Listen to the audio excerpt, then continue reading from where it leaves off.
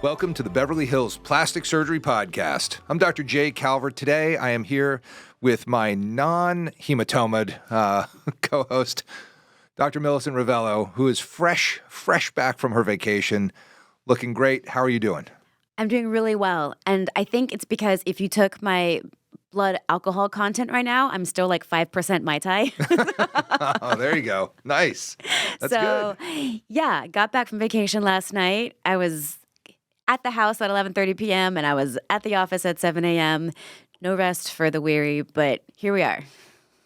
Good job. Thanks for coming in to do this. We have some stuff to do today. I am the hematomed co-host, which is why I am wearing this collared shirt today. I know. You walked in and I was like, why are you wearing a shirt and tie? Well, because I was doing a little training session this weekend for one of our future nurses, who I'm not going to spring that big news just yet, but that news is coming. And one of my PAs was doing the training, and we were doing a little neck Botox. And the platysma bands, those bands that pop on your neck, and you can Botox them to relax them. Which do look better. Which I'm sure they do. They do. Other than what's going on down in this general vicinity below the collar, because evidently the jugular veins got in the way of some of the platysma bands. So those have a lot of blood in them. They do. They don't like being stuck. I think I took a little bit of a beating. Taking one for the team, so I could train. But anyway, here I am. And BT dubs, that's not the platysmas. Usually, you don't stick the external jugulars. You want to avoid that if possible. Yeah, that's not really a thing. But I think it was just there was some nerves, injecting the boss and that sort of thing. So I'm gonna take the pass on it. I took the L in terms of my look, and I'm just going about my business here. That's all I can do. Sounds good. So good news today. The Newsweek rankings came out for the top plastic surgeons in the U.S., and I was happy to see them. And I will note, though, that I was no longer number 3 in rhinoplasty anymore. Uh-oh. What are you? Number 2. Woo! So that was good. I was happy about that. I do feel that those rankings are worth something as opposed to paid rankings and paid listings and paid this and paid that. I feel like that Statista company really makes an effort to try to get to who the best plastic surgeons are in the eyes of other plastic surgeons. Right, because that's how they are voted on. Supposedly, no one's ever asked my opinion, and I have opinions, but no one's ever asked me. You haven't done the survey? I have never received a survey. So you need to get that survey. Because it's a survey of other plastic surgeons voting on plastic surgeons. So it's not like, a social media ranking. It's not who pays the most for, SEO stuff. It actually is as ranked by other plastic surgeons. Correct. And the way that it works, because I did the survey again this year, and it's very specific. You cannot, as the plastic surgeon, I cannot vote for you because we work together in a capacity that is identifiable. Right. If you're in a surgery center conglomerate together, if you are in a department of plastic surgery together, if you are at the same university together, if you are business partners, you can't vote for any kind of vested interest, correct, mutual benefit. Right. So, you can't vote for me to make me go up the ranks so that your business does better due to me being seen as a top plastic surgeon. So that's why I think it's so valuable, because when I do the survey, you really have to look at it very carefully. It says, and other than these people, if you're I think it even says if you're on a board together, so that if you're on a board of an organization together, anything where you have a direct, business vested interest relationship, you cannot vote for those people. And if you do, your answers will be excluded from the survey. Right. And I know they do that because the first year they did it, there were 7,500 or 7,300 surveys, and then the year after there were 4,800 or something. It had dropped significantly. Right. So clearly, they didn't send out less surveys. Yeah. They clearly went through and said, this one's no good, this one's no good. Right. So the survey is really, I think, pretty ironclad in getting the opinions of plastic surgeons, because having done the survey now 2 years in a row, when I do it, I really you can't vote for yourself, all that sort of stuff. So when you look at it, you really have to think it through. Who do I think are the best plastic surgeons in these categories. And so there's rhinoplasty, which again, I jumped up from 3 to 2, which I'm very happy about. That's great. What number are you on the West Coast?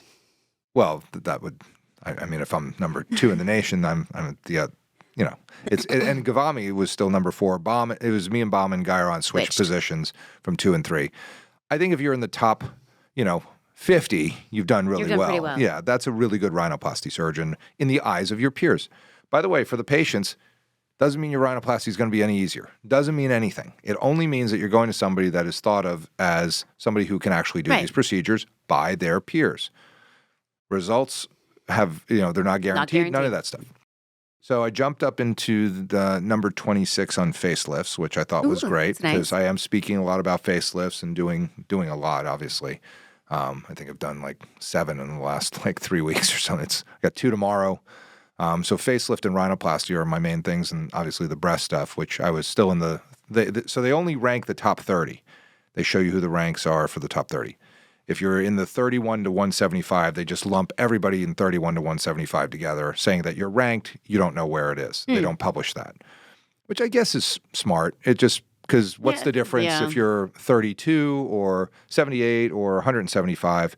The 175 guy is going to be, teed off that he's 175, and the guy that's 32 is going to be, angry that he's not, 30 and his name mentioned separately.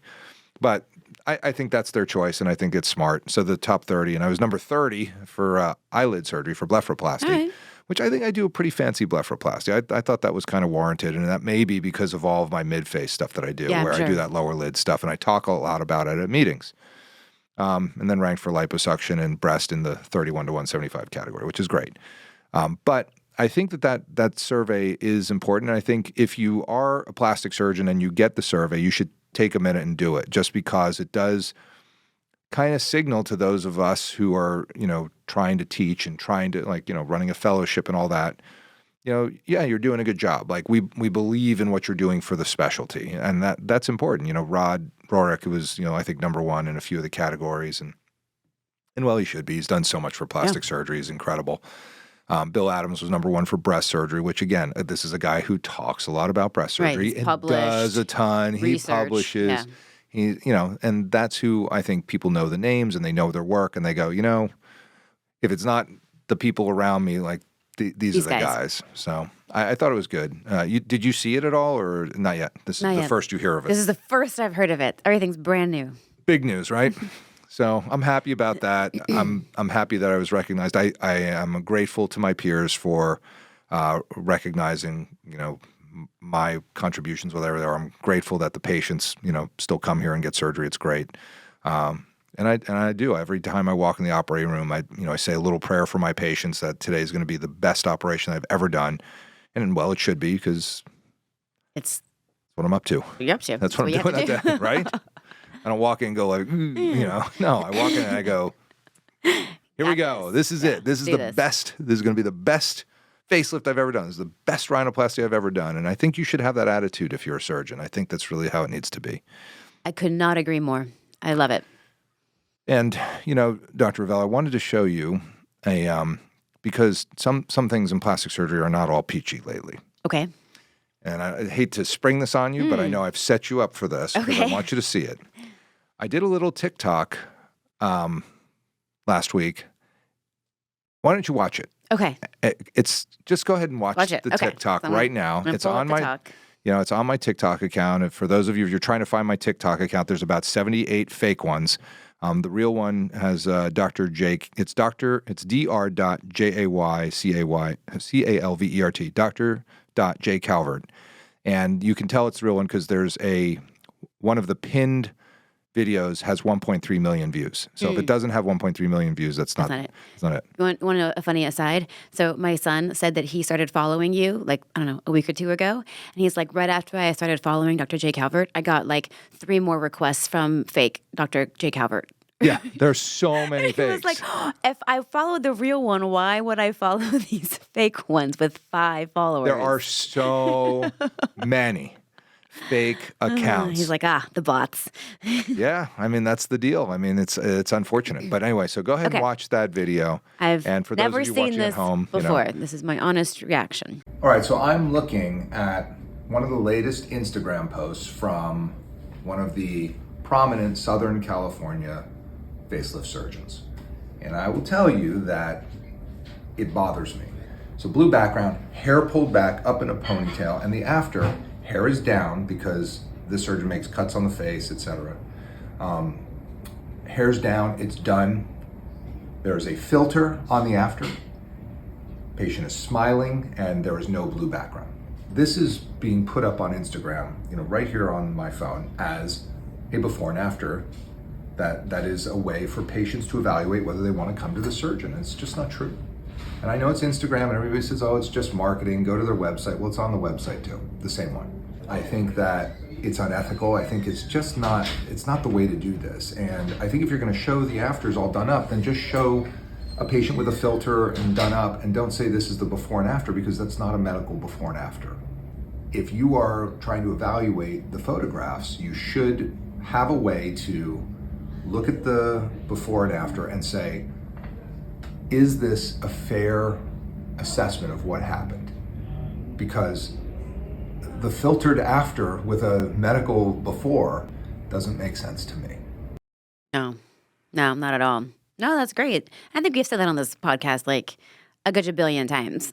Like the filters and the smiling, happy faces of an after photo don't make any sense. Like if your before is this like no makeup, 5 a.m. shot of a person against a blue background.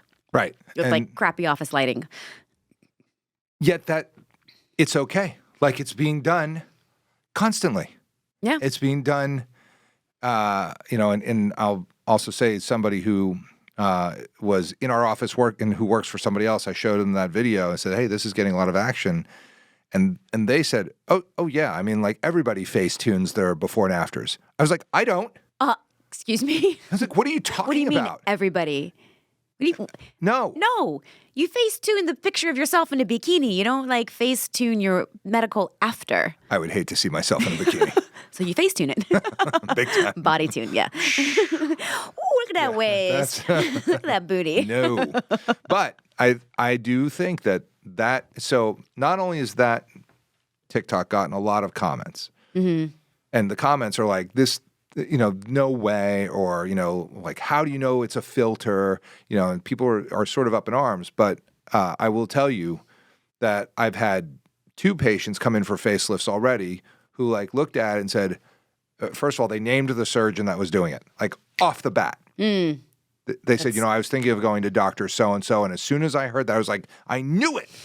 They were just like, of course they're fake. There's no way that can be real. I said, I don't know what you're talking about. I never said a name because I didn't. Right. Additionally, my wife was out to dinner with 2 of her friends, and one of them said, well, Dr. So-and-so, he I don't know, why he has to do that. And, I heard Jay talking about Dr. So-and-so on his TikTok, and Chris was like, he didn't say a name. Yeah. Like, so that's how hopefully obvious it is to people. But, we did a whole episode about Photoshop and plastic surgery because it's totally unethical. It's not right. It doesn't make sense to do that to people. And, to get them, fired up that they're going to have these like dream results, like you need to show medical before and afters, or as I say, if you want to show a glam shot of your patient, do a glam shot before. Show it in isolation. Yeah. Don't show it like, here's what they looked like before and here's what it looked like after. I have glam shots of my patients, that they send me, and I'm like, oh my God, they look great. But it goes up as a glam shot of that patient. There is no before saying that this is the after. If I show a before and after, it is in front of that blue background with all its, ugliness of no filters, no nothing, the same light just blasting on the patient, and this is what it looks like. And they always go, oh, can I put some makeup on? I'm like, no. And it is hard to get them to take their makeup off for facelifts and all that stuff. But, at the same time, it should still be a medical before and after if you're going to do that. Right. So how do you know that there is a filter on it, as one of your people commented? How do you know there's a filter? Because you'll see the fuzziness, the blurring of the crisp. Things that should be crisp are also blurred, are also fuzzy. It's very easy to tell the filters today. And And obviously, I've also talked about a rhinoplasty surgeon that uses a video filter when he's videoing his afters of his patient sitting in the chair. And somebody named that surgeon on the button based on that description because his face is distorted in the background while the patient's face looks beautiful and perfect with the filter on it.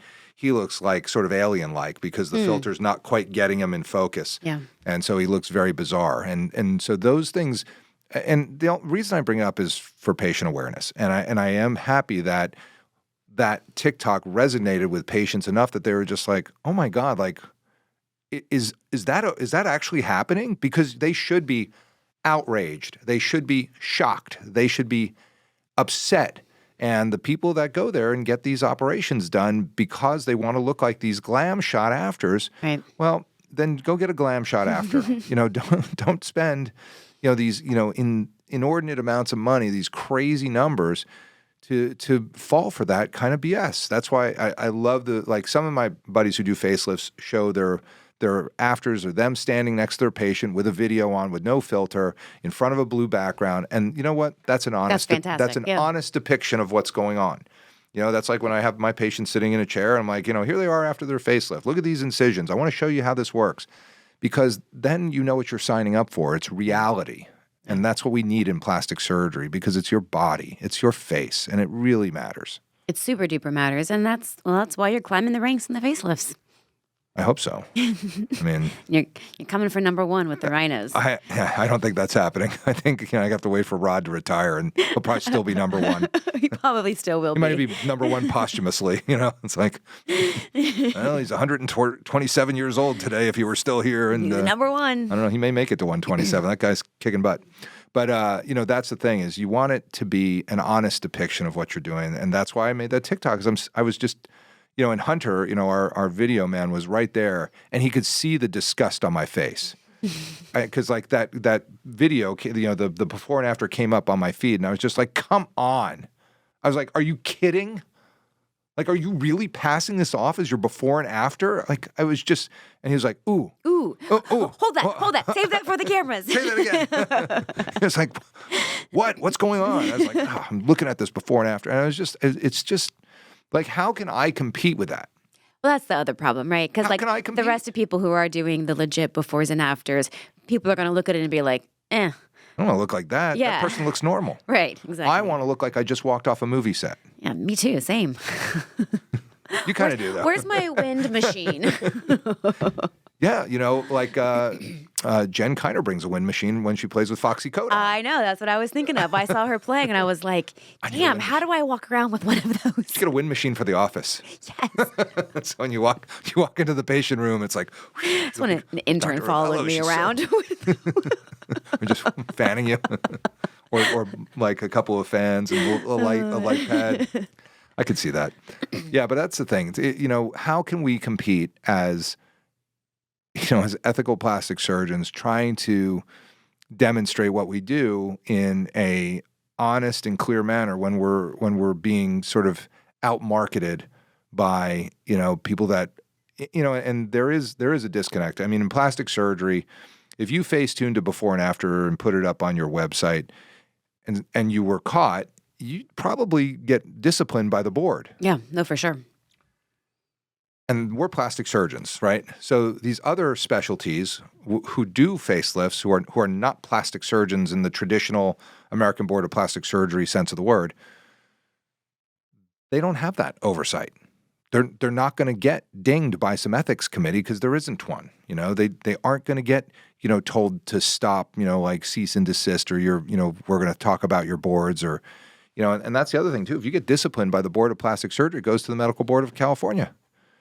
Just don't do they it. report you. Yeah. So we have a lot of pressure on us, obviously, which we should, to do it the right way.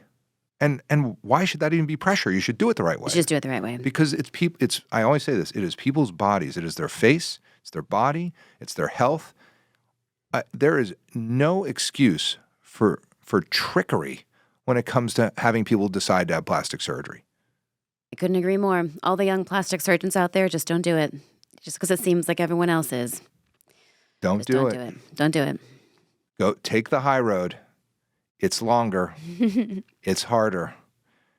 But when you do the work, you can at least look back and say, I built this myself. Right. I did this. I made it work. I made these operations work for my patients, and they're happy with them. And you don't have to, explain yourself to anyone. I agree. Anything else about the rankings, about plastic surgery, about representing what you do? Just happy to be back in the saddle? Just happy to be back here. Kind of. I mean, I'm getting there. The Mai Tais are wearing off. You have and of course you came back, of course, with a huge body lift. Yes. It's on deck. Up. Yes. Right? Yeah, don't ease into it. There's no easing in. Don't ease into it. Yeah. Just get back and get in the saddle. Yes. All right. Well, and I think that's good for that patient. I think you'll do very well for them. I saw the case. It looks great. It doesn't look easy. They're not easy. No, but they're work. He'll do great. Good. All right, Dr. Rovelo. Well, in that case, this is the Beverly Hills Plastic Surgery Podcast coming to you from the 90210.